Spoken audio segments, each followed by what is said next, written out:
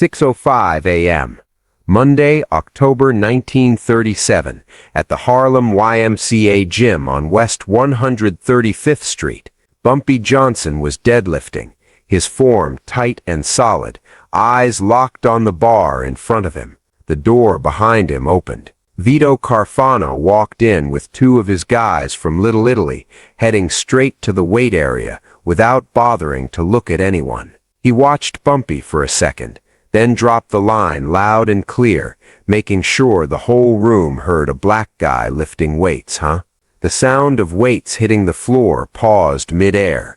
The entire gym seemed to freeze, guys mid-rep turning instinctively, waiting to see what came next. Bumpy didn't answer, just stood up straight, his gaze calm but unreadable. Vito looked at him with the smug satisfaction of someone who thought he'd just gained the upper hand. The people in the gym knew better. They recognized that particular Harlem silence, the kind that comes right before real order speaks.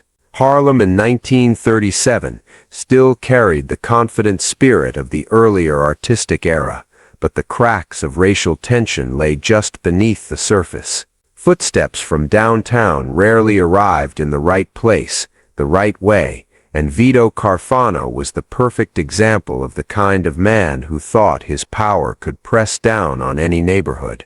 Bumpy was a symbol of Harlem during this period, a man who didn't talk much, but always made others think twice before saying his name. That morning, in the tense moment inside the gym, everyone present could feel something bigger taking shape. A seemingly harmless remark carried enough spark to ignite an incident that Harlem would talk about for years. 11 a.m. that same day, on Mulberry Street in Little Italy, where Luciano's network operated behind closed doors. Vito Carfano, 29 years old, stepped out of a familiar Italian coffee shop, walking with the confidence of someone raised in an environment where power was taken for granted. He belonged to the young generation of the Luciano Genovese family, steeped in Italian machismo culture and racial prejudices instilled from childhood. Vito spent most of his time at Center Marketplace boxing gyms, where Italian men lifted weights like a ritual of status affirmation. For him, muscles weren't just strength, they were a symbol of honor. When his guys told him Bumpy Johnson lifted every morning at Harlem YMCA, Vito laughed instantly, thinking it was a joke, and not missing the chance to mock the idea of a black guy imitating the lifestyle of real Italian men. That morning he went to Harlem officially to check on the numbers rackets and protection lines, but his arrogance set a bigger personal goal to see if the man Harlem respected was really someone he needed to watch out for. In Vito's mind, this was just a visit to confirm who really had the louder voice. He had talent but didn't understand the system operating around him, and he certainly didn't know how to respect the culture he was stepping into. He believed his mere presence was enough to make others bow. Yet in New York's underworld, people don't fear the weak. They eliminate those who don't know respect.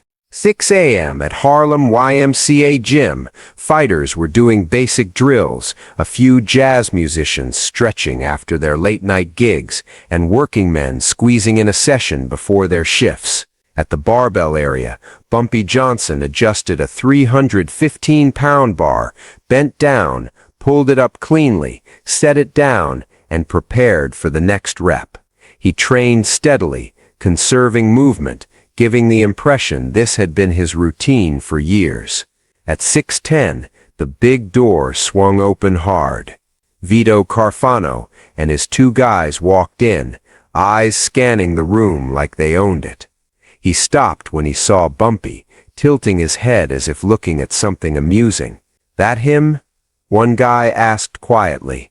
Vito replied, "Yeah, the Harlem guy they say is so tough."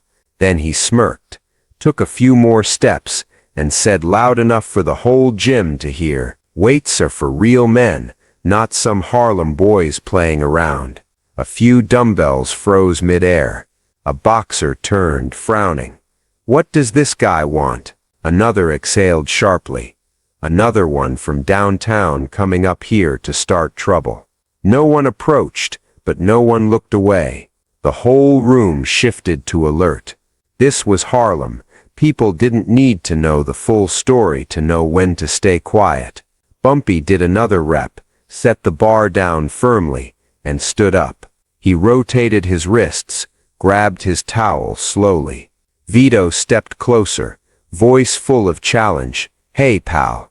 In Little Italy, guys like you just stand by holding towels."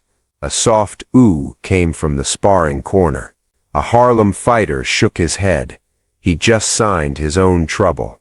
Bumpy didn't reply right away, just gave Vito a light glance. That look made the two guys behind him freeze, even though Vito hadn't noticed yet. Then Bumpy turned back to the rack, added plates to the bar like he hadn't heard a thing, and continued his workout in the room's heavy silence. Vito chuckled softly, turning to his guys. "See, told you. All hype and nothing, when it's face to face." His guys nodded half-heartedly, but kept their eyes on the floor. They felt the shift in the air. Vito didn't. Bumpy finished the set the bar down, and walked to the bench area. A Harlem guy approached him. "Want me to throw them out?" Bumpy answered shortly. "Let it be." The guy stepped back immediately, as if he'd just received a very clear order, despite it being only 2 words. Vito saw that and laughed. "Look at him. Needs someone else to protect him." A fighter nearby said loud enough for Vito to hear, "He doesn't need anybody to protect him." Vito turned. "What'd you say?" The guy just shrugged. "I said the truth." The 2 Italian guys clenched their fists, ready to step up, but a Harlem man nearby just looked at them, and that was enough to make them stop. Without words, Harlem's invisible line had been drawn. Bumpy took a sip of water, set the bottle on the bench, then grabbed his towel and walked out of the weight area, like his session was over. No one knew what he was thinking, but in the room, everyone watched him leave and understood what Vito hadn't grasped. This was the kind of silence Harlem had never seen end quietly. A narrator's voice came in, slow and measured, pulling the viewer back from the scene. Everyone in that gym that morning knew this wouldn't end with the first insult. They saw the path of a disaster forming right in front of them. And only one person, the very man who'd just spoken without thinking, failed to realize he'd stepped into the wrong territory, said the wrong thing, to the wrong man. 9:20 p.m. the second night. Small's Paradise on 7th Avenue inside the club, at a table near the bar, Bumpy Johnson was talking with an old sax player about a new solo. Small's Paradise was always a haven for artists and neighborhood folks, a place where no one had to prove they were dangerous, because the truly dangerous ones never needed to. The door opened. This time the night wind didn't enter alone. 4 Italian men in long coats walked in first, boots hitting the floor hard enough to break the rhythm of conversation. A few heads turned, not out of surprise, but because they knew only 2 kinds of Italians came into Small's Paradise, the ones there for the music and the ones looking for trouble. 2 seconds later, Vito Carfano appeared behind them, adjusting his collar, head high like he was stepping onto a stage he believed belonged to him. A few Harlem folks recognized him, not because he was famous, but because his type always brought a different energy to the area. Vito walked deep into the club, eyes sweeping over every table like he was inspecting his domain, then stopped when he saw Bumpy talking in the corner. "There, that's him," one guy said quietly behind him. "Harlem calls him the king." Vito gave a derisive laugh. "King of what? Lifting weights every morning." He took a few more steps, voice raised to cut through the music. "I hear the Harlem king likes lifting weights now." The sound in the club vanished. The piano player stopped. Conversations turned to stares. The lights didn't flicker, but the whole place changed state instantly. A Harlem guy at a middle table whispered, loud enough for the next table to hear, "This ain't good." The bartender, mixing a cocktail, glanced at Bumpy, then at Vito, then set the glass down slowly. He said nothing, but his eyes said enough for anyone who understood Harlem to recognize. This was the moment when everyone automatically took responsibility for their own actions, even if they weren't involved. Bumpy stayed seated upright, hand resting lightly on his coffee cup. He didn't respond, didn't turn. He just lifted the cup, took a small sip, set it down, took money from his coat pocket, and placed it on the table. He nodded to the bartender. The bartender nodded back immediately, as if familiar with that signal. Bumpy never once looked at Vito. He stood up, adjusted his coat, and walked toward the door with the demeanor of someone finishing a normal evening. No one could call that move avoidance. But the whole club felt something building. A Harlem guy near the door said quietly to his friend, "That's the dangerous kind of silence." His friend replied, "Yeah, the kind that's not about avoiding trouble, but about remembering it." And Vito, only Vito, got it completely wrong. He laughed out loud, too loud in a now silent room. "See that? Told you," he said, turning so the whole club could hear. "He's ducking me." One of his guys chimed in, "Guess so," but his voice wasn't certain. The other two stood stiff. They saw Bumpy walk out the door, the doorman's look as he held it open, the nod like a ritual for someone respected. And they realized what Vito didn't see. That wasn't the look given to someone running away.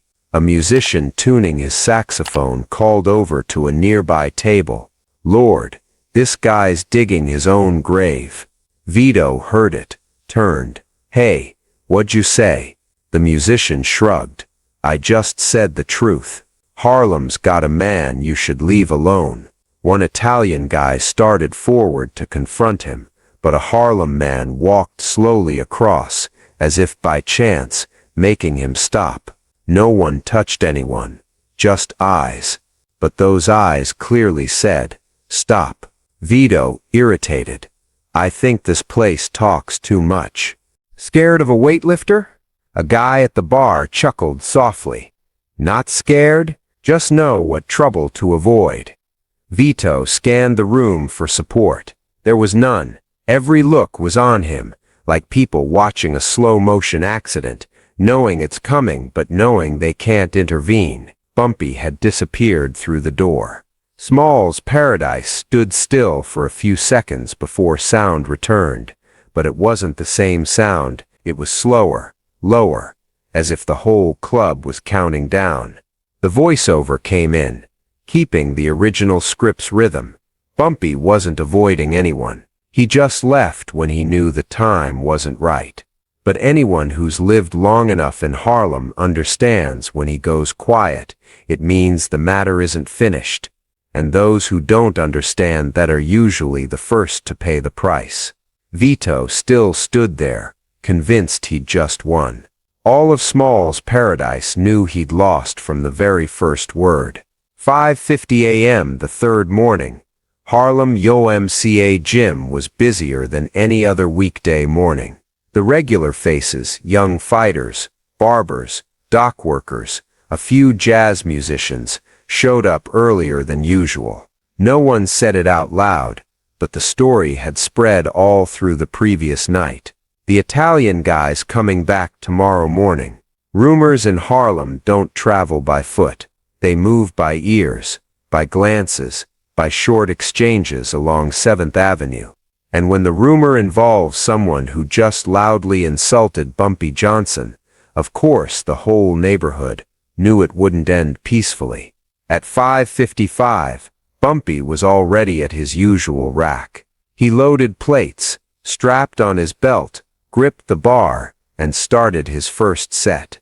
People watched him from a distance, not out of curiosity, but to confirm one thing: Bumpy was the same. Training on time, on program, on rhythm. No sign he was preparing for a confrontation. That was exactly what made many stay even quieter.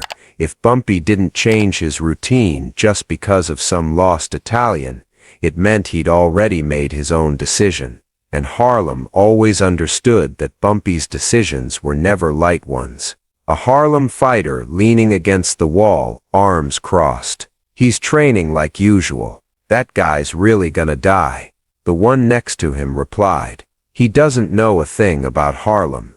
At 5:58, the gym door opened a bit hard, as if the person entering wanted to announce his presence. 6 Italian guys came in first, dressed too sharp for a gym. They lined up, eyes wary across the room like they feared an ambush.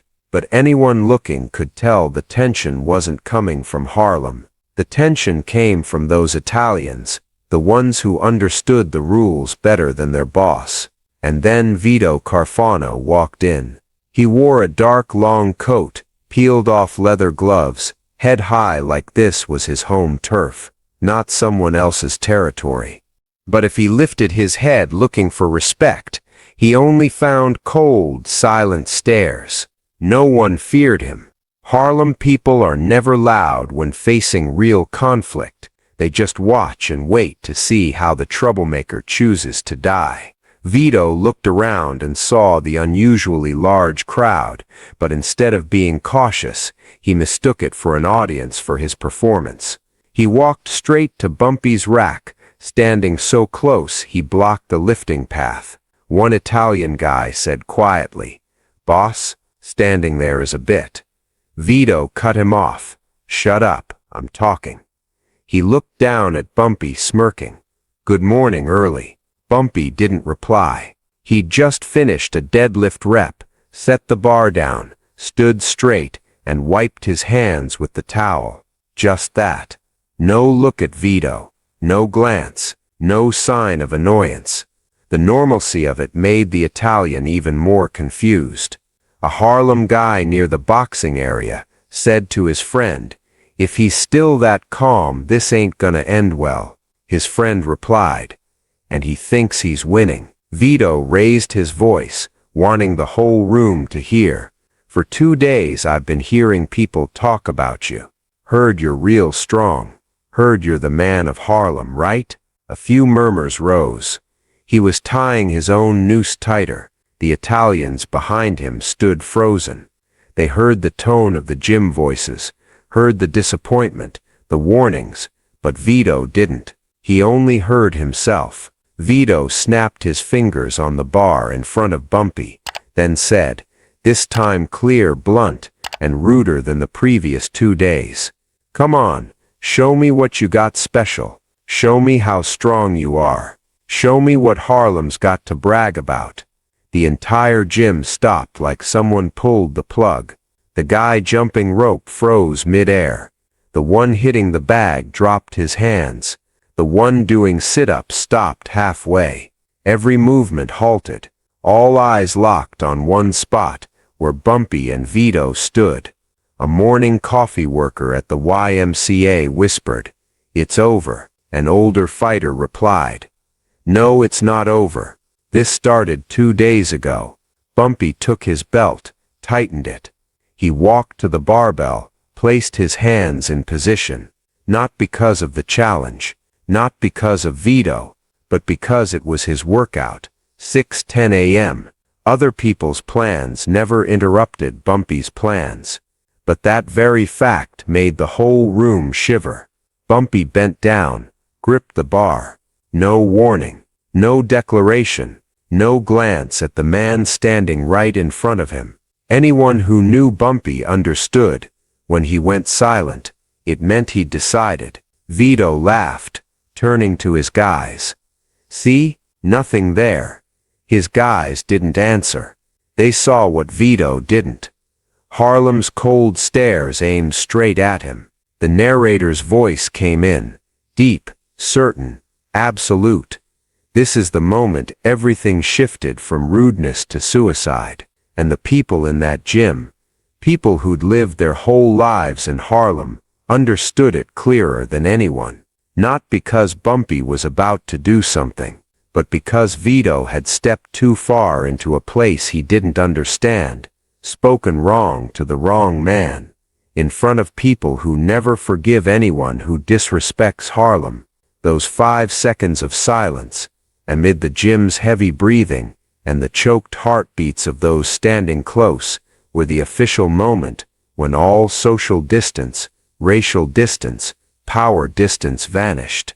From that moment on, the story no longer belonged to Vito, and Harlem never forgets. 6:16 a.m. At the deadlift corner of Harlem YMCA, Vito Carfano still stood blocking the rack, hands in his coat pockets, mouth twisted in a half-smirk, half-challenge. The 6 Italian guys behind him were tense, like strings, not from confidence, but from the instinct that the situation was slipping beyond their grasp. On the Harlem side, every eye was on one man, Bumpy Johnson. Bumpy didn't respond to Vito's challenge. He just stared straight at the bar in front of him, as if the other man had never existed. He removed the old plates, added bigger ones. Then another. Then another. Metal clanged against metal, the heavy, low sound carrying farther than usual, because no one in the room spoke to mask it. When he stopped, the barbell hit 455 pounds, a level few dared touch back, then, let alone lift. A Harlem fighter exhaled so softly, only the guy next to him heard, "Lord, he's really gonna do it." Vito laughed, trying to sound dismissive, loading that much to scare me, or for a photo, but his laugh wasn't steady anymore. The 2 closest guys exchanged glances.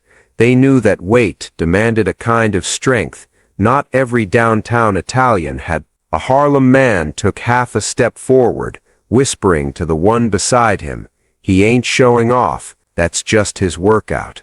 And it was. Bumpy bent down, set his feet, gripped the bar, left hand pronated, right supinated, tightened his belt. No slowness, no theatrics, every move precise, economical, no wasted beat. 5 seconds of silence blanketed the room, a silence not for waiting, but for witnessing.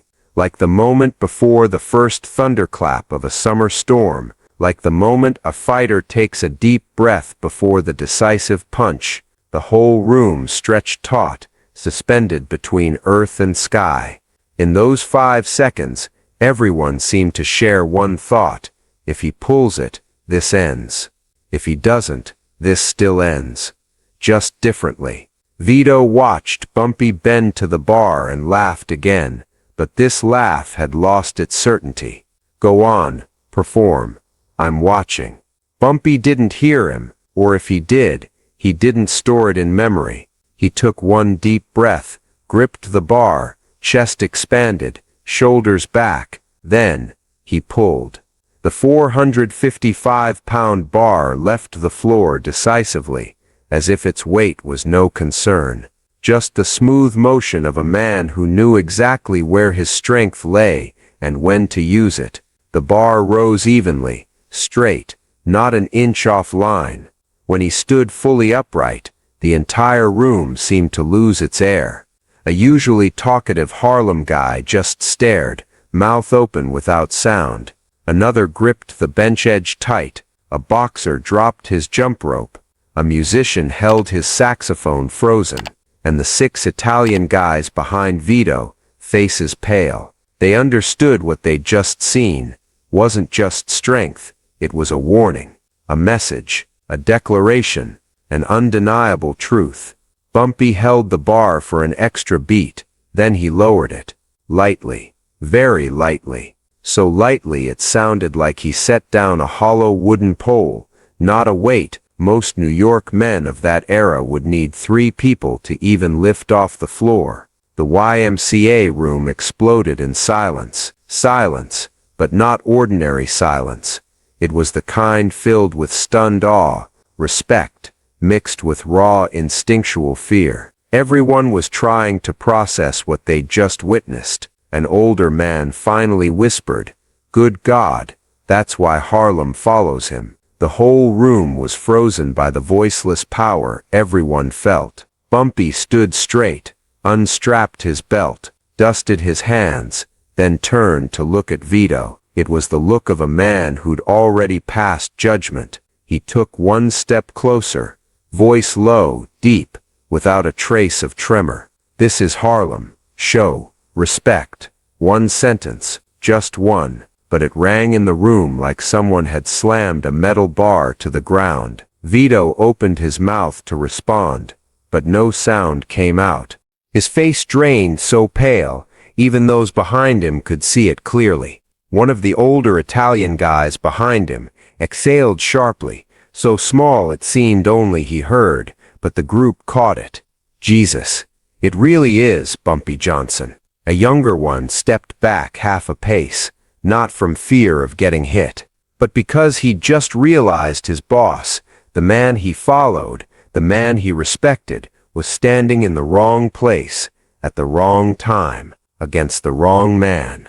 On the Harlem side, a few heads bowed slightly. Some smirked, others just watched, but their eyes all held the same thing. We warned you. Bumpy didn't look at Vito anymore. He turned back to the rack, removed some plates to return to his normal training weight. That action, calm to the point of chilling, made one thing clear. This confrontation had never been Vito's. It was just him handling a breach of courtesy, and in Harlem, no one handled discourtesy better than Bumpy Johnson. Vito stood frozen. His lips trembled slightly. His eyes fixed on the floor, like he was searching for something to hold on to. But the whole gym at that moment stood on one side, and it wasn't his. 5 seconds passed after the bar was set down, 5 seconds heavier than the weight just lifted. Those 5 seconds were the line between two kinds of men, one who didn't understand the rules of the place he'd entered, and one who'd written those rules. And everyone in that gym that morning knew clearly.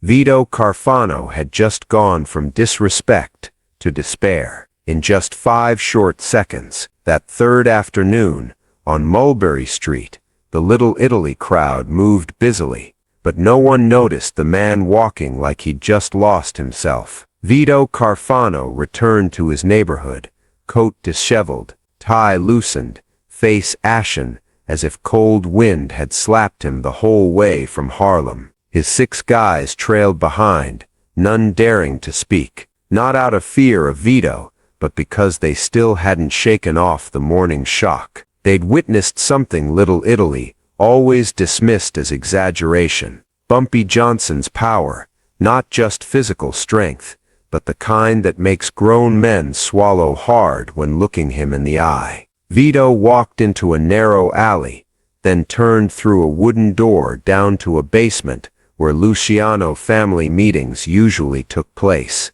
When he stepped in, 4 capos were already seated. They didn't look at him with concern, didn't greet him, just turned with expressions mixing confusion and faint amusement. The first to speak was Sal Marconi, capo of Elizabeth Street. Voice flat, like he was talking about the weather. Heard you made Harlem laugh this morning. Vito, the room gave a few small laughs, not happy ones, but the sharp kind like razor blades, used to slice a man apart without spilling blood. Vito stood still, trying to keep his voice steady. Those colored folks overhype him. I just what? Giuseppe Rizzo, the oldest capo in the room, raised an eyebrow, just stood there like an idiot, while they taught you a lesson. Another capo cut in. All of Harlem knew before I finished my morning coffee. Real nice look. One of the capo's guys laughed louder than necessary, and Rizzo shot him a look to shut up. Then he leaned on the table, staring straight at Vito. You embarrassed us. People out there are asking if we've lost control of Harlem. Vito tried to rebuild his toughness. I didn't lose control of anything. It's just, they all sided with him. You know, the crowd. You think the crowd's what makes the problem? Marconi interrupted, smiling thinly. In Harlem, it only takes one man, and you pick the exact right one to mess with. The room's temperature dropped a few degrees. Vito took a deep breath, leaning toward the table. "I can fix this. Let me send a few guys." "Sit down," Rizzo said. Not loud, but enough to make the guys behind Vito flinch. Vito paused a moment, then sat in the wooden chair near the door. One capo lit a cigarette, watched the smoke rise to the ceiling, then spoke like a judge. "Harlem's a sensitive area. Dutch Schultz failed there. Plenty before you failed. Bumpy Johnson isn't the kind of man you can spit in the face 3 times and walk away like nothing happened."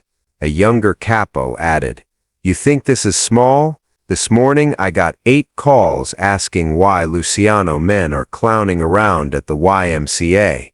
The YMCA, Vito. Not a casino, not a bar. A gym. More short, heavy laughs. Clearer and weightier this time." Vito clenched his fists. "You guys are blowing this out of..." Rizzo slammed his hand on the table. "Blowing it out? You made all of Harlem stand still this morning, watching him shut you up. Then you strutted out like a fool. You think we didn't hear that?" Silence fell. No one in the room showed a trace of sympathy. They all looked at Vito like a bad card that just cost the whole hand. Marconi folded his hands, voice slow. "We've held Harlem by negotiating, by respecting boundaries. Bumpy keeps order there. Everyone knows the rule, except you." He leaned back, looking at Vito with clear disappointment. "You don't understand Harlem, and you don't understand Bumpy Johnson." A guy in the corner shivered. In the Mafia world, that phrase was the equivalent of a political death sentence. Vito opened his mouth to explain, but Rizzo raised a hand to stop him. "This is over. You're done with Harlem." He froze. "What do you mean?" "From now on, you don't set foot in Harlem. You don't touch any operation north of 110th Street. You don't command anyone there. And you don't say Bumpy's name again." "You can't." "We can," Marconi said coldly. "You made us lose face. If you touch Harlem again, you'll lose more than face." Another capo emphasized, "Respect is the real currency in this city. And this morning you burned the whole vault." Vito bowed his head, partly from shame, partly because he understood he'd taken one step too far. Italians still saw Harlem as chaotic and easy to control, but the longtime capos knew the opposite truth. Harlem doesn't belong to those who try to control it with arrogance. Harlem belongs to those who understand it, live in it, and are trusted by its people. And in the thick air of that Mulberry Street basement that afternoon, the truth was stated plainly. In Harlem, there's one man you don't touch, and this morning you challenged exactly that man. Vito didn't reply. He just stared at his shoes, for the first time realizing that in a room full of powerful Italian men, he was the smallest one. A week later, in the back kitchen room of Rao's Italian restaurant on 114th Street, a closed meeting was called. Rao's was still lit up in the evening, regular customers eating and drinking as usual, but the door to the private area was half locked, half open, letting those with reason know tonight was different. Tonight the air felt like a discussion about a disaster everyone wanted to avoid. 7 capos from the Luciano, Genovese branches, and at least 2 representatives from allied families sat around the long table.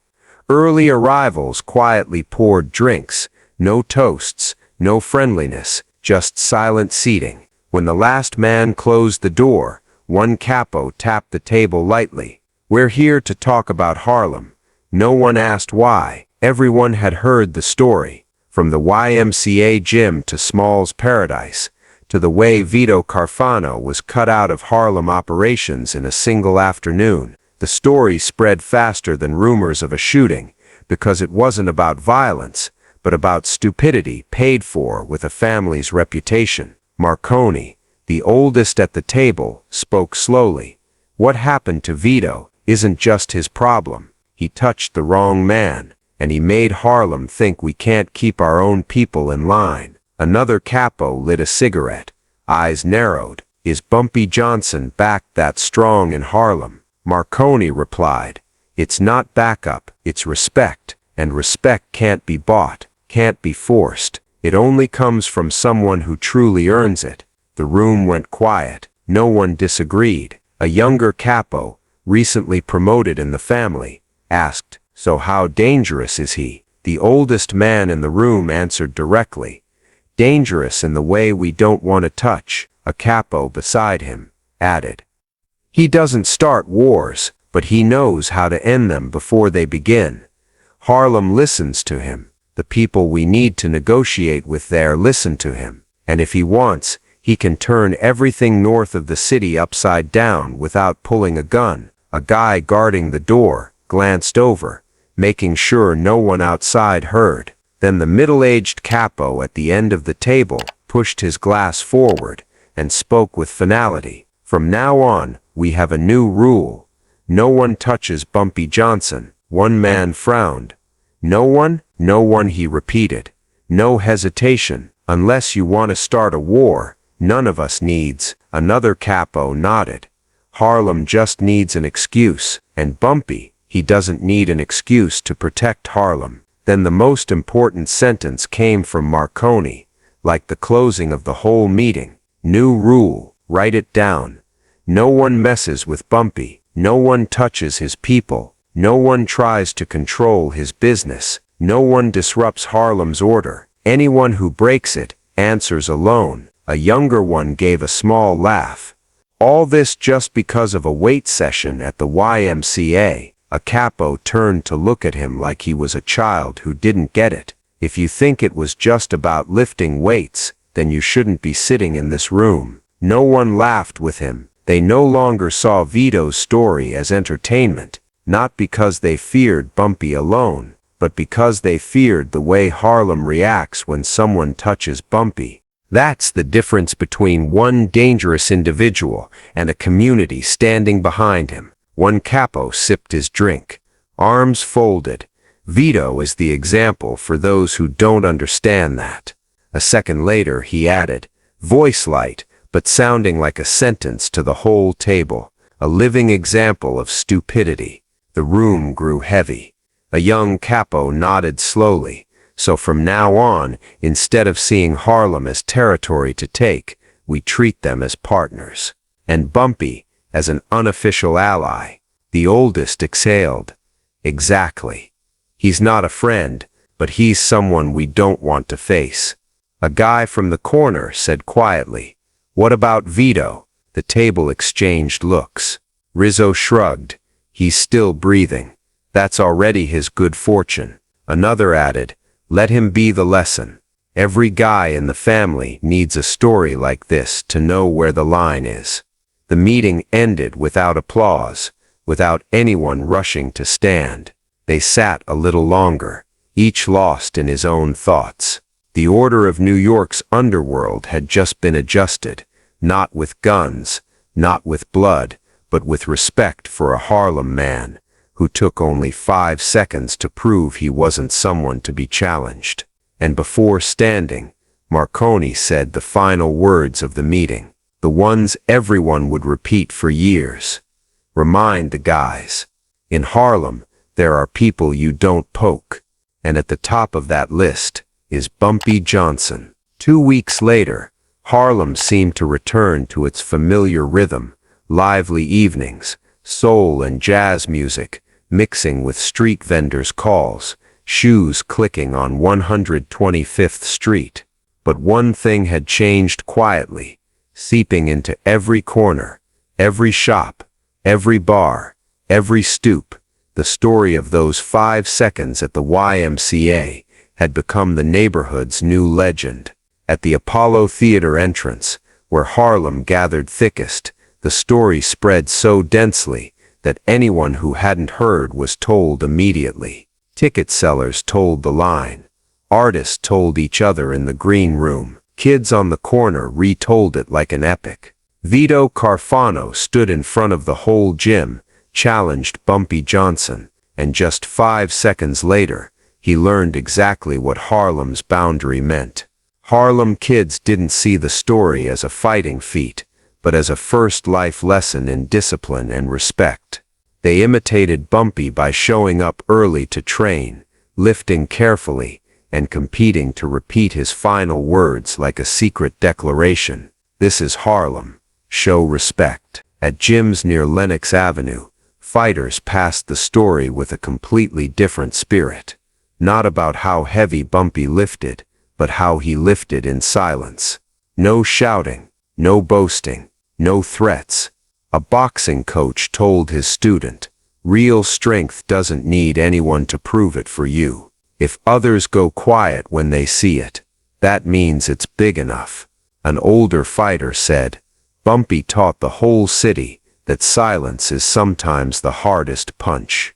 The elders in Harlem, those who'd lived through many upheavals, who'd seen Dutch Schultz make war, seen so much blood on these same streets, spoke of the story with a completely different tone.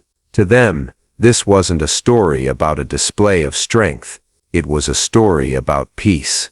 An old man selling newspapers on the corner of 125th Street, who'd watched Harlem shake under outsiders' hands, told a buyer, if Bumpy had lost his cool that day, Harlem would have had war again, but he held everything in 5 seconds. "Bumpy saved this whole neighborhood without pulling a gun," and that saying spread like an undeniable truth. Harlem people understood that in the underworld, wars sometimes start from just one wrong sentence said to the wrong person. And they also understood that if the balancer loses calm, everything collapses. So the way Bumpy handled Vito wasn't just seen as personal strength, it was seen as protecting the community. The story reached bars, barbershops, train stations. At Red Rooster, the owner said, "People will tell this story for years, not because of the deadlift, but because it was one rare time Harlem kept peace with just one look." In a barbershop on Malcolm X Boulevard, a middle-aged man reading the paper sighed, "Vito was lucky he was stupid. But thanks to him, Harlem remembered who stands between us and trouble." Amid all that noise, only one person seemed uninterested, Bumpy Johnson himself. He never mentioned the gym incident, never told anyone, never explained, never corrected any detail people added. He just kept his usual schedule: morning gym, noon meetings on Lenox, evening at Small's Paradise for coffee or music. He didn't try to prove anything, didn't claim credit. Those close to him knew clearly, the event wasn't something to brag about, it was just the balance Harlem needed to maintain. And Bumpy kept it as he always had for years. When a Harlem man saw him walk into the Apollo one weekend night, he said to the person next to him, "He's not like those who brag about victories, because he doesn't need to." The other nodded, smiling. "Right, everyone talks about him. He's the only one who doesn't say a thing." In Harlem, that's the mark of a true legend. Harlem at night glowed under golden lights along Lenox Avenue, bars open, saxophone notes drifting from the corner of 135th Street. The YMCA story wasn't just about a weight session, nor just about a downtown guy getting humiliated. It was Harlem's reminder to anyone who steps into this neighborhood without understanding where they stand. In the underworld, power matters, but respect matters more.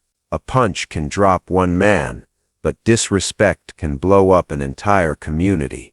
And those who live long enough in Harlem understand that some wars start not with bullets, but with the contempt in another's eyes.